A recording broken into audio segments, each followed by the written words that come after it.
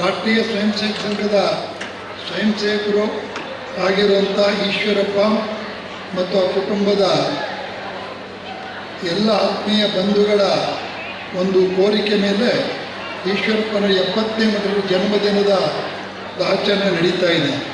ಈ ಒಂದು ಪವಿತ್ರ ಸಂದರ್ಭದಲ್ಲಿ ಉಪಸ್ಥಿತ ಆಶೀರ್ವಾದ ಮಾಡಿರುವಂಥ ಎಲ್ಲ ಪರಮ ಪೂಜ್ಯ ಸ್ವಾಮೀಜಿಯವರಿಗೆ ಪಾದಾರವಿಂದಗಳಿಗೆ ಹೃತ್ಪೂರ್ವಕವಾಗಿ ನಮಸ್ತಾ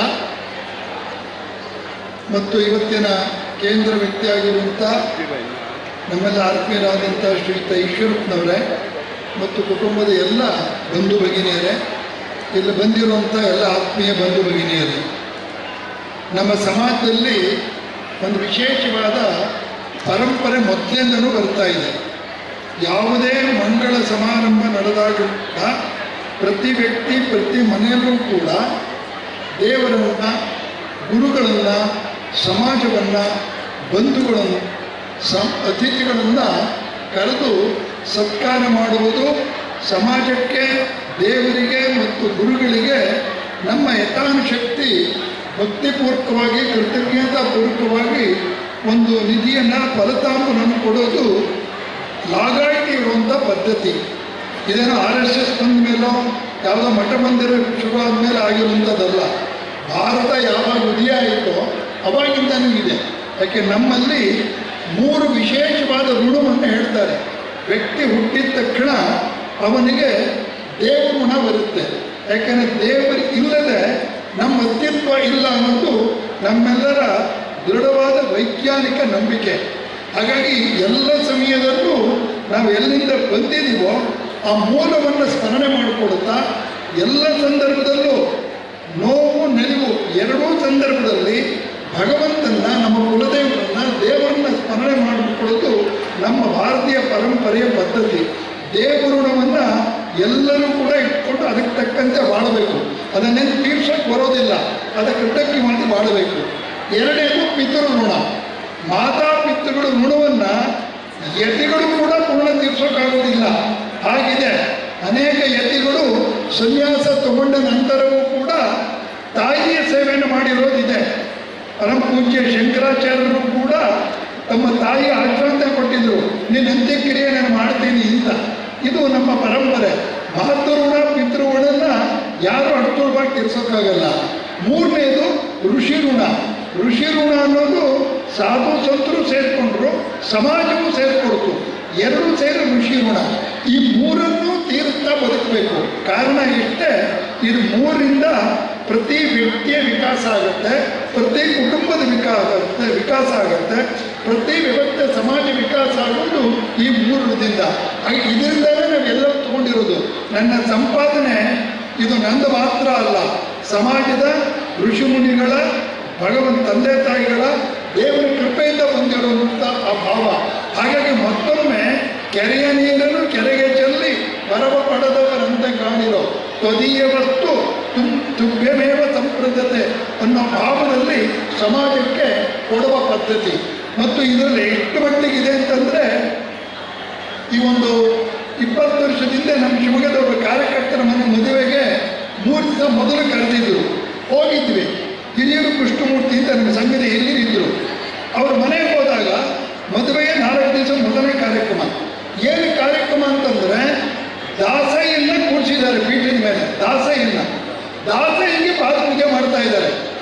ನಾವ್ಯಾರು ಜಾತಿ ಯೋಚನೆ ಮಾಡೋದಿಲ್ಲ, ಅದರ ಅರ್ಥ ಆಗಲಿ ಅಂತ ಹೇಳ್ತಾ ಇದ್ದೀನಿ. ದಾಸಯ್ಯ ಯಾವ ರೀತಿ ನನಗೆ ಗೊತ್ತಿಲ್ಲ, ಅದರ ಪೂಜೆ ಮಾಡ್ತಾ ಇರೋರು ಬ್ರಾಹ್ಮಣರು. ಹಾಗಾದ್ರೆ ಬ್ರಾಹ್ಮಣ ಜಾತಿಯವರು ತಮ್ಮ ಮದುವೆಯ ಸಮಾರಂಭದಲ್ಲಿ ಮೊದಲು ದಾಸಯ್ಯನಿಗೆ ಪೂಜೆ ಮಾಡಿ. ನಾನು ಕೇಳಿದೆ, ಏನಿದು ಅಂತ.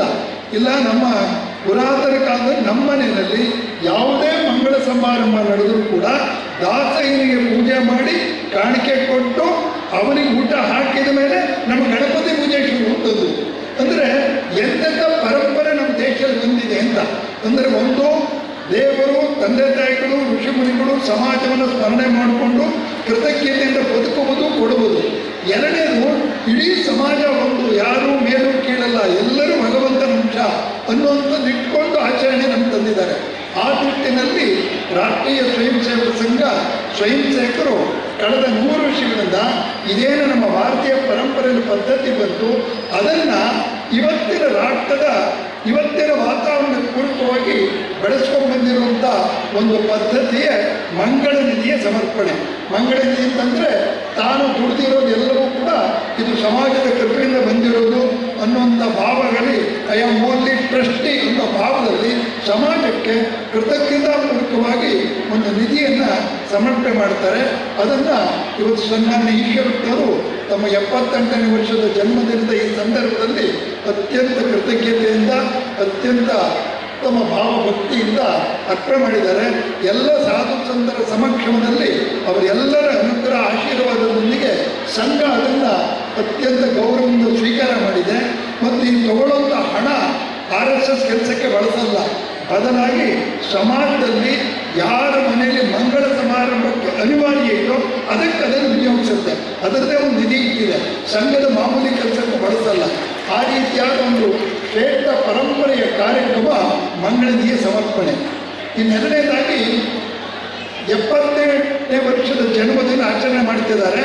ನಾನು ಎಲ್ಲ ಸಾಧು ಸಂತರ ವಿನಂತಿ ಮಾಡ್ತೀನಿ, ಅತ್ಯಂತ ಇನ್ನು ಉಳಿದಿರೋದು ಕೇವಲ 4 ವರ್ಷ. 82 ಸಹಸ್ರ ಚಂದನ ದರ್ಶನ ಶಾಂತಿ, ಸಹಸ್ರ ಚಂದನ ದರ್ಶನ ಶಾಂತಿ ಈಶ್ವರಪ್ಪರು ಇನ್ನೂ ವಿಜೃಂಭಣೆಯಿಂದ ಇನ್ನೂ ಅತಿಶಯೋಕ್ತಿ ಆಚರಣೆ ಮಾಡುವಾಗಲಿ ಮತ್ತು ಅವರ ಶತಮಾನವನ್ನು ನೋಡುವಂಥ ಅವಕಾಶ ಎಲ್ಲ ಸಾಧು ಸಂತರು ಒಂದು ಆಶೀರ್ವಾದ ಮಾಡುವಾಗಲಿ ನಾವು ಎಲ್ಲ ಆಚರಣೆ ಮಾಡೋದು ಹೋಗೋಣ. ಹಾಗಾಗಿ ಸಾಧು ತಂತ್ರದಲ್ಲಿ ಭಗವಂತನಲ್ಲಿ ಸಂಘದ ಪ್ರಾರ್ಥನೆ ಈಶ್ವರಪ್ಪನಿಗೆ ಕುಟುಂಬಕ್ಕೆ ಎಲ್ಲ ರೀತಿಯ ಮಂಗಳ, ಉತ್ತರೋತ್ತರ ಶ್ರೇಯಸ್ಸು, ಇನ್ನೂ ಹೆಚ್ಚಿನ ಆಯಸ್ಸು, ಆರೋಗ್ಯ. ಉಪನಿಷತ್ತಲ್ಲಿ ಆಶೀರ್ವಾದದ ಮಂತ್ರವೇ ಇದೆ, ಶತಂಜೀವೋ ಶರದೋ ವರ್ಧಮಾನ ಅಂತ. 106 ವರ್ಷ, 100 ವರ್ಷ ಅಂತ ಹೇಳಿಲ್ಲ, 106. 106 ಅಂದರೆ 100 + 6 ಅಲ್ಲ, 106 ಅಂದರೆ ಅನಂತ ಅಂತ. 106 ವರ್ಷ ಶರದೋ ವರ್ಧಮಾನ, ಬೆಳೀತಾ ಬದುಕು ಅಂತ. ಅಂದರೆ ಎಲ್ಲ ರೀತಿಯವರು ಕೂಡ ಉತ್ತಮ ಜೀವನ ಮಾಡ್ತಾ ಎಲ್ಲ ಸಮೃದ್ಧಿಯನ್ನು ಸಂಪಾದನೆ ಮಾಡ್ತಾ ಸಂತೃಪ್ತಿಯನ್ನು ಧಾರಣೆ ಮಾಡಿಕೊಳ್ತಾ ಮತ್ತೊಮ್ಮೆ ಸಮಾಜಕ್ಕೆ ಹೆಚ್ಚಿನ ಕಾರ್ಯವನ್ನು ಮಾಡೋಗೆ ಆಗಬೇಕು. ಈಶ್ವರಪ್ಪನವ್ರಿಗೆ ಕುಟುಂಬದವರು ಎಲ್ಲ ರೀತಿ ಉತ್ತಮವಾಗಿ ಬಾಳಲಿ, ಇನ್ನೂ ಚೆನ್ನಾಗಿ ಅವರ ಜೀವನ ಎಲ್ಲ ವಿಕಾಸ ಆಗಲಿ, ಅವರೆಲ್ಲರ ಮಂಗಳ ಅಪೇಕ್ಷೆಗಳು ಭಗವಂತ ಈಡೇರಿಸೋದಾಗಲಿ, ಅವರ ಕುಟುಂಬಕ್ಕೆ ಒಳ್ಳೆಯದಾಗಲಿ, ಅವರ ಶತಮಾನವನ್ನು ಕೂಡ ಆಚರಣೆ ಮಾಡುವಂಥ ಅವಕಾಶ ಬರಲಿ. ಅವಕಾಶ ಇದ್ದರೆ ಅವತ್ತು ಮಂಗಳ ನಿಧಿಯಲ್ಲಿ ನಾನೇ ಮಾತಾಡೋದಾಗಲಿ ಅನ್ನೋ ಸ್ವಾರ್ಥವನ್ನು ಕೇಳಿಕೊಡ್ತಾ ಅವರಿಗೆ ಸಂಘದ ಪರವಾಗಿ ಅತ್ಯಂತ ಹೃತ್ಪೂರ್ವಕವಾದ ಅಭಿನಂದನೆಯನ್ನು, ಶುಭಾಶಯವನ್ನು ನಾನು ಕೋರ್ತಾ ಇದ್ದೇನೆ. ಮತ್ತು ಈಶ್ವರನ ಯಶಸ್ಸಿನಲ್ಲಿ ಅತ್ಯಂತ ಸಿಂಹವಾದು ನಾವು ಕಂಡಂತೆ ಅವರು ಹೇಳುವಂತೆ ಅವರು ಶ್ರೀಮತಿಯವರ ಕಾರಣಕ್ಕಾಗಿ ಈಶ್ವರನಿಗೆ ಇಷ್ಟು ದೊಡ್ಡ ದೇವಭಕ್ತಿ, ಗುರುಭಕ್ತಿ, ಸಮಾಜ ಕಳಕಳಿ ಇದೆ ಅಂತ ನಾನು ಅನ್ಕೋತೀನಿ. ಸಂಘದ ಸಂಸ್ಕಾರವೂ ಇದೆ. ಮನೆಯ ಶ್ರೀಮತಿಯವರು ಏನಾದರೂ ಉಲ್ಟಾ ಹೊಡೆದರೆ ಪುರುಷದ್ದೇನೂ ನಡೆಯಲ್ಲ. ಅದರಲ್ಲಿ ಗುರುಗಳೆಲ್ಲ ಅದೃಷ್ಟಗಳು, ಅವರಿಗೆ ಈ ಸಮಸ್ಯೆ ಇಲ್ಲ. ಎಲ್ಲ ಪುರುಷನ ಯಶಸ್ಸು ನಿಂತಿರೋದು ಮೇಲೆ. ಹಾಗೆ ಅವರು ಕೂಡ ಇದಕ್ಕೆ ಕಾರಣಕರ್ತರು. ಅವರ ದೀರ್ಘ ಸೌಮಂಗಲ್ಯ ಭಗವಂತ ಸದಾ ಪ್ರಾಪ್ತವಾಗಲಿ ಅಂತ ಆಶಿಸ್ತಾ, ಮತ್ತು ಮಕ್ಕಳು, ಹೆಣ್ಮಕ್ಕಳು, ಅವರ ಮಗ ಎಲ್ಲರೂ ಕೂಡ ಮನೆಗೆ ಅತ್ಯಂತ ಗೌರವಪೂರ್ವಕವಾಗಿ ಅವರು ಕೂಡ ಹೊಂದ್ಕೊಂಡಿದ್ದಾರೆ. ಹಾಗಾಗಿ ಸಂಘದ ಬಗ್ಗೆ ಈಶ್ವರಪ್ಪನವರು ಸ್ವಯಂ ಸೇವಕರು ಬೆಳೆದಿರೋದು ಅವರು ಬೇರೆ ಬೇರೆ ವ್ಯಾವಹಾರಿಕ ರಾಜಕೀಯ ಸಿದ್ಧಾಂತರು ಏನಾದರೂ ಆಗಲಿ, ಆದರೆ ಹಿಂದುತ್ವ ಮತ್ತು ಸಂಘದ ಬಗ್ಗೆ ನಿಷ್ಠೆ, ನಾನೊಬ್ಬ ಸ್ವಯಂ ಸೇವಕ ಅನ್ನೋದರಲ್ಲಿ ಅವರು ಯಾವತ್ತೂ ರಾಜಿ ಮಾಡಿಕೊಂಡಿಲ್ಲ. ಮತ್ತು ದೇವರ ವಿಷಯದಲ್ಲಿ, ಗುರುಗಳ ವಿಷಯದಲ್ಲಿ, ಹಿಂದುತ್ವ ವಿಷಯದಲ್ಲಿ ಯಾವತ್ತೂ ರಾಜಿ ಮಾಡಿಕೊಂಡಿಲ್ಲ. ಆ ರೀತಿ ಅವರು ಉತ್ತಮ ಹಿಂದೂ ಸ್ವಯಂ ಸೇವಕರಾಗಿ ಅವರು ಬೆಳೀಲಿ, ಅತ್ಯಂತ ಹಿಂದೂ ನಿಷ್ಠವಾಗಿ ಬೆಳೀಲಿ. ಎಲ್ಲ ಸಾಧುವಂಥ ದೇವರುಗಳ ಎಲ್ಲ ಕೃಪೆ ಅವರ ಮೇಲೆ ಇರಲಿ. ಅವರಿಗೆ ಅನಂತ ಮಂಗಳ ಆಗಲಿ ಅಂತ ಆಶಿಸ್ತಾ, ಮತ್ತು ಸದಾ ಸಂಘ ಅವರ ಜೊತೆ, ಅವರು ಸಂಘ ಜೊತೆ ಇರುವಂಥ ಈ ಅವಿನಾಭಾವ ಸಂಬಂಧ ಹೀಗೆ ಮುಂದುವರಿಲಿ ಅಂತ ಆಶಿಸ್ತಾ, ಮತ್ತೊಮ್ಮೆ ತಮ್ಮೆಲ್ಲರ ಪರವಾಗಿ ಸಾಧು ಸಂತ ವಿನಂತಿ ಮಾಡ್ತಾ ಭಗವಂತ ಅವರಿಗೆ, ಅವರ ಕುಟುಂಬಕ್ಕೆ ಉತ್ತರೋತ್ತರ ಮಂಗಳ ಶ್ರೇಯಸ್ಸನ್ನು ಮಾಡಲಿ ಆಶಿಸ್ತಾ ನನ್ನ ಮಾತಿಗೆ ವಿರಾಮ.